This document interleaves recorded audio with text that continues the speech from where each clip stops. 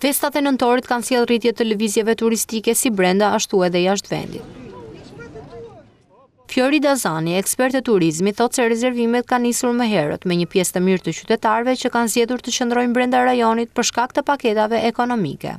Për festat e nëntorit patjetër kemi rezervuar, një pjesë e mirë kanë preferuar të rinë në rajon për shkak të paketave që janë ekonomike dhe të përballueshme.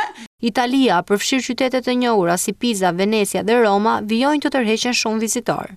Një pjesë tjetër kanë preferuar për shembull pjesën e Italisë, duke filluar nga Pisa, Venecia, Roma, shumë qytete që kanë çfarë të vizitosh, po një pjesë tjetër i kanë lënë për moment fundit dhe tani çmimet janë rritur goxha. Destinacionet brenda Shqipërisë kanë qenë veçanërisht të kërkuara, ku Voskopoja dhe Darda kryesojnë listën. Shqiptarë që preferojnë rajonin, siç thash, jo vetëm Malinezi, Maqedonin, po dhe pjesën ku flitet shqip, Kosovën, Strugën, edhe pjesën e Voskopojës, Korçë, Dardë, ku mund të ofrojmë ture.